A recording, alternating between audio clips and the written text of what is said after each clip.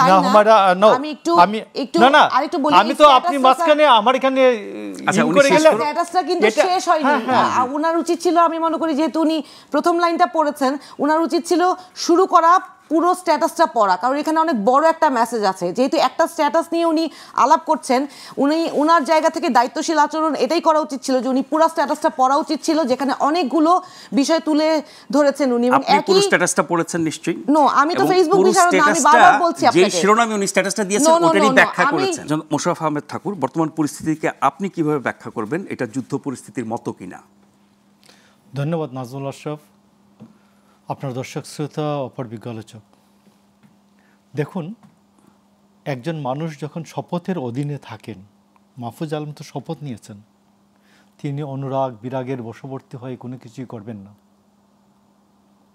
তো শপথের অধীনে ব্যক্তি রীতিমতো অনেকটা লিগ্যাল পার্সনের মতো তার স্ট্যাটাসটা লিগ্যাল পার্সনের মতো প্রতিষ্ঠানের মতো আমি লিগ্যাল পার্সন বললাম এই জন্য উনি উকিল সাহেব আছেন এখানে তো এটা পার্সনের মতো না প্রাইভেট পার্সনের মতো না he is not private person সে একেবারেই লিগ্যাল পার্সন মন্ত্রী লিগ্যাল পার্সন মন্ত্রীর বিরুদ্ধে মামলা হয় প্রাইভেট পার্সনের বিরুদ্ধে মামলা হয় তো সেই ক্ষেত্রে আপনি যে মাহফুজ আলম এর আগেও এইরকম স্ট্যাটাস একেবারেই পরিণামহীন স্ট্যাটাস দিয়েছেন তিনি হিমালয় থেকে বঙ্গোপসাগরের পাদদেশ পর্যন্ত একটি রাষ্ট্র চান এইরকম রাষ্ট্রের একটি কল্পনা করে একটি রাষ্ট্রের মানচিত্র তিনি দিয়েছিলেন এবং ওই সময়ে আমরা যারা বিভিন্ন আন্তর্জাতিক গণমাধ্যমের সাথে কথা বলেছে আমরা ভীষণভাবে তাকে ডিফেন্ড করতে গিয়ে আমরা মারাত্মকভাবে অপদস্থ হয়েছে যদিও তারপরে আমরা তাকে ডিফেন্ড করেছি কারণ অন্য দেশের মিডিয়াতে তো সেই স্ট্যাটাসে পরে তিনি সরিয়ে ফেলেছিলেন এখন আসুন আপনি কত সাহস আপনি দিলেন কেন সরিয়ে ফেললেন কেন দিবেন কেন সরিয়ে ফেলবেন কেন আমরা বলেছি যে হ্যাঁ তিনি এইরকম একটা স্বপ্ন তো দেখতেই পারেন একটা নিপীড়িত জনগণের রাষ্ট্র এরকম যদি হয় হিমালয় থেকে বঙ্গোপসাগরের পাদদেশ পর্যন্ত আপনাদের সমস্যা কি তো তারা বলেছে যে ইয়েস এটা যদি তার স্বপ্ন হয়ে থাকে তাহলে এটি সরালো কেন এটার উত্তর আর ছিল না আমরা সবাই আপনিও নিশ্চয়ই বিভিন্ন আন্তর্জাতিক মাধ্যমে যখন গণমাধ্যমে যখন কথা বলেছেন মাহফুজ আলমকে বাংলাদেশি হিসাবে আপনাকে ডিফেন্ড করতে হচ্ছে এবং মারাত্মক বাংলাদেশ না তিনি বাংলাদেশের সরকারকে প্রতিনিধিত্ব করেন এই বিষয়ে একটু বলতে চাই সেটা হচ্ছে আপনি একজন রাজনীতিবিদ আমি একজন আইনজ্ঞ আমরা তো আসলে যে যার জায়গায় আপনি রাজনীতিটা ভালো এক্সপ্লেইন করতে পারেন আমি আইনের বিষয়টা এক্সপ্লেনেশন চাইলে আমি হয়তো বলতে পারবো আমরা কিন্তু কেউ ফেসবুক বিশারদ না তা আমাদেরকে যে কোনো গণমাধ্যম যখন প্রশ্ন করবে একজন উপদেষ্টারও একটা ব্যক্তিগত জীবন আছে হ্যাঁ আপনি তাকে সরাসরি প্রশ্নটা করতে পারেন কিন্তু তার মাথায়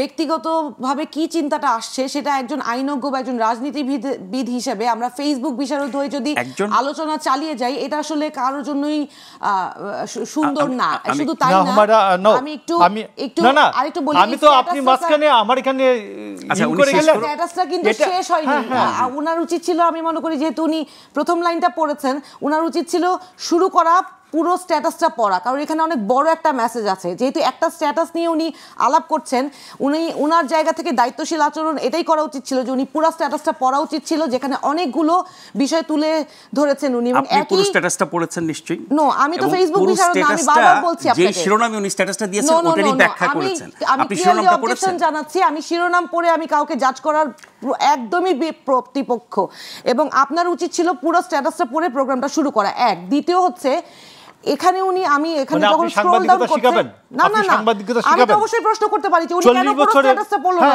বয়সের অভিজ্ঞতায় তো উনি আমার চেয়ে ভালো জানা উচিত 40-45 বছরের সাংবাদিক একটা লোক তাকে আপনি সাংবাদিক শিখিয়ে দিবেন দেখুন আপনি এইভাবে করে বললে তো হবে না স্যার আপনার জায়গা থেকে তো আপনিও দায়িত্বশীল আচরণ করছেন কারণ আপনি দেখেন যেই স্ট্যাটাসটা উনি এখন যখন স্ক্রল ডাউন করছে বড় স্ক্রিনে তখন আমি পড়ে দেখলাম যে একই ধরনের কিছু কথা গতকাল জনাব তারেক রহমানও বলেছেন যে দ্রব্যমূল্যের ঊর্ধ্বগতি সেটি আপনি যোগ করতে পারতেন আপনি না যোগ করার জন্য তো আপনি পুরোটা জিনিসটা পড়েননি এই জিনিসটাই তো আমি দুঃখজনক আপনি বলে মনে আসার করছি। আগে আপনাকে পুরো স্ট্যাটাস সম্পর্কে জানানো হয়েছে, না না, আপনি আপনি নিশ্চয়ই সেটা পড়ে এই এসেছেন। ইনফরমেশনটা, আমিও সেটা পড়েছি। এই ইনফরমেশনটা আপনার ভুল। আপনি বলেছেন জনাব মাহফুজ রহমান একটি কথা মাহফুজ বলেছেন, আলম। মাহফুজ আলম একটি কথা বলেছেন, সেই বিষয়ে আমরা আলোচনা করব। কিন্তু মাহফুজ আলমের কোনো বক্তব্য আমি কোনো নিউজ মিডিয়ায় পাইনি। এখন আমি তো কারো ব্যক্তিগত ফেসবুক স্ট্যাটাসের ক্যাপশন নিয়ে তিনি আপনি যদি একজন আলোচনা শুরু করেন, সরকারের এই বিষয়ে আমি গুরুত্বপূর্ণ আসলে কথা ব্যক্তি। বলতে রাজি না। তিনি আপনি যদি যখন- অন্য কোনো জরুরি বিষয় থাকে আপনার সেই বিষয়ে অন্য আলাপ বিষয়, করলে ঠিক আছে, আপনার অন্য বিষয়, আমি কথা বলতে অন্য বিষয়। রাজি আছি। আমি বলি শুনুন। জি, বলেন। নাজমুল ভাই, প্রথম কথা হচ্ছে যে আপনি পুরো স্ট্যাটাসটা পড়ে প্রথম দয়া করে কথা শুরু হচ্ছে করেন প্লিজ। যে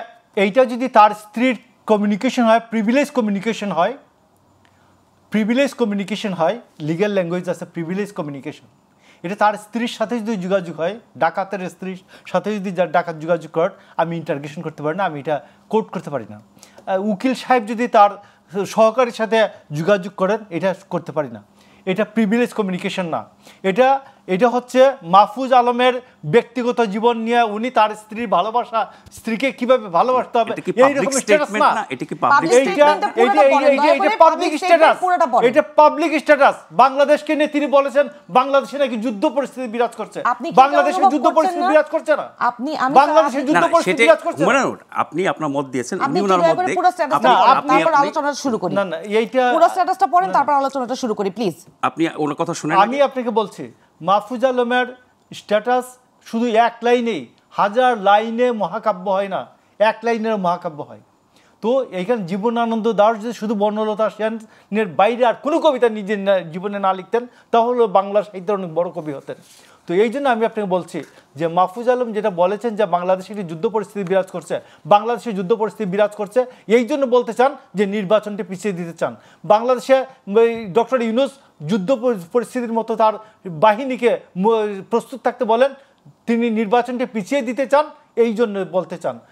নাহিদ ইসলাম বলেন যে এই বছর নির্বাচন সম্ভব না, দেশের যে পরিস্থিতি, এইটা একটি শকের মধ্য দিয়ে তারা এগোচ্ছেন। স্যার, আপনি আপডেটেড শকের না? মধ্য নাহিদ দিয়ে এগোচ্ছেন। ইসলাম গতকাল আমি বলেছে, ক্লিয়ার হচ্ছে, একটু শুনি আমার কথা। আমি ক্লিয়ার হচ্ছে যে আমি আপনি বলি এরা আস্থা বাংলাদেশে একটা ভেজাল লাগাইতে চাই, বাংলাদেশকে একটা ভেজাল লাগিয়ে আগামী জুন মাসে গিয়ে বলতে চাই যে ভাই দেশে এই পরিস্থিতি, আমাদের পারলে ওরা এখন যে অবস্থাটা, ইন্ডিয়াকে ইনভাইট করে নিয়ে আসতে চায় ইনসার্জেন্সির জন্য।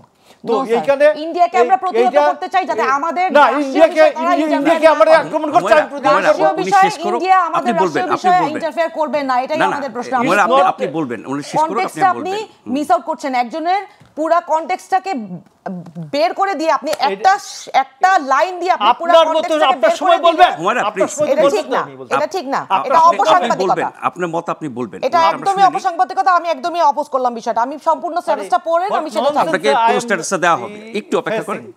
যে আমি বলছি আপনার সময় আপনি যা খুশি তাই বলবেন। আমি বলছি আপনি যে পুরো স্ট্যাটাস চাচ্ছেন তো? একটি দেওয়া হবে। ছকের মধ্য একটু- দিয়ে, একটু অপেক্ষা করুন। একটি ছকের মধ্য দিয়ে ডক্টর ইউনূস, আমাদের নাহিদ ইসলাম, আমাদের মাহফুজ এরা এগুচ্ছেন।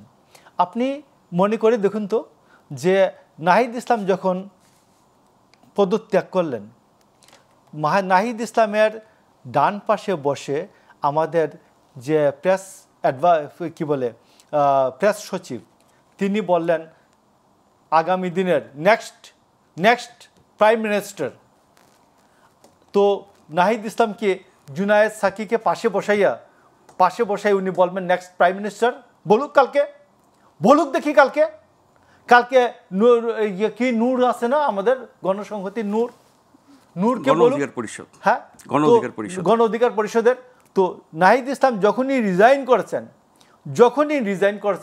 রিজাইন করার সাথে সাথে তিনি আর শপথবদ্ধ ব্যক্তি নন, তিনি প্রাইভেট পার্সনকে তিনি তার বাম পাশে বসিয়ে প্রেস সচিব, প্রধান উপদেষ্টার প্রেস সচিব এটা কোনো অবস্থাতেই বলতে পারেন না যে নেক্সট প্রাইম মিনিস্টার, পরবর্তী প্রধানমন্ত্রী নাহিদ ইসলাম। আমরা পরিস্থিতি নিয়ে কথা বলছিলাম, হুমায়রা নূর পুরো স্ট্যাটাসটা বলছেন, আমরা বিরতির পরে পুরো স্ট্যাটাস আপনাকে পড়ে শোনাবো। কিন্তু এত বড় একটা স্ট্যাটাসের তো একটা সামারি থাকে, ওর একটা কি পয়েন্টস থাকে, কনটেক্সটটা দিয়ে শুরু করুন। আলোচনাটা আসলে অন্যদিকে ধাবিত হচ্ছে এবং এটা ইন্টেনশনাল কিনা আমি বুঝতে পারছি না। আপনি মনে হয় অনেক বেশি জাজমেন্টাল কথা বলছেন। মানে শুরুটা যদি একটা শব্দ দিয়ে হয় তাহলে এটা আলোচনাটা জাজমেন্টালি শুরু হয়েছে। একটা শব্দ কেন, আমি কয়েক লাইন পরে আপনাকে বলেছি এবং তিনি নিজে যে শিরোনামটা দিয়েছেন সেটা আপনাকে বলেছি। তো একটা লেখার বা একটা রিপোর্টের বা একটা প্রবন্ধের শিরোনাম মানে কি ওইটার এসেন্স বা ওইটার মোস্ট ইম্পর্টেন্ট পয়েন্ট, সেটাও আমি আপনাকে বলেছি। আপনি পুরোটা চাচ্ছেন, বিরতির পরে আমি পুরোটা আপনাকে পড়ে শোনাবো।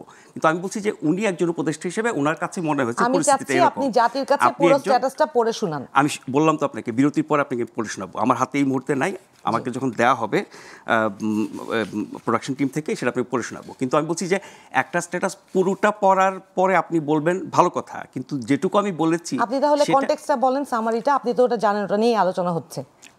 আপনি কনটেক্সটটা নিয়ে কথা বলছিলেন, সামারি কনটেক্সটটা আপনি বলেন তাহলে আমরা জানি, তারপর আলোচনাটা শুরু করি। উনি তো যা লেখার ওখানে লিখেছেন, উনি কি এই লেখার বাইরে কি উনি কিছু বলেছেন? ওনার স্ট্যাটাসটার কনটেক্সটটা নিয়ে সামারিটা তো আপনি বলবেন, তারপর আমরা আলোচনাটা শুরু করব। সেই সামারিটি তো আপনাকে বলেছিলাম। সামারিটা বলেন, পুরো সামারিটা বলেন, তাহলে আমি বুঝি যে আপনি পক্ষপাত দুষ্ট কিনা।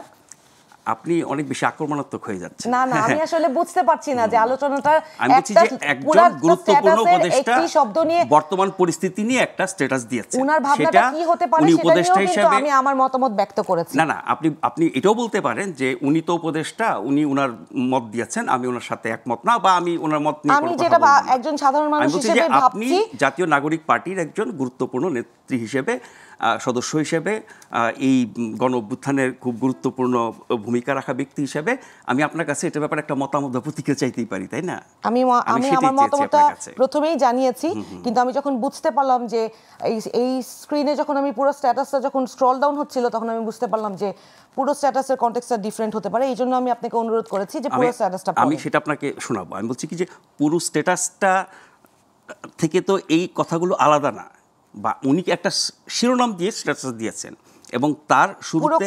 আচ্ছা, আমরা আসলে আলোচনাটা আগাই। আপনি যখন এত কথা বলছেন, কিন্তু আপনি কিন্তু এতক্ষণে অলরেডি স্ট্যাটাসটা পড়ে ফেলতে পারতেন। আমি স্ট্যাটাসটা আমার হাতে নাই বলছি যে আমি বিরতির পরে হাতে পেয়ে আপনাকে পড়ে শোনাবো, ঠিক আছে?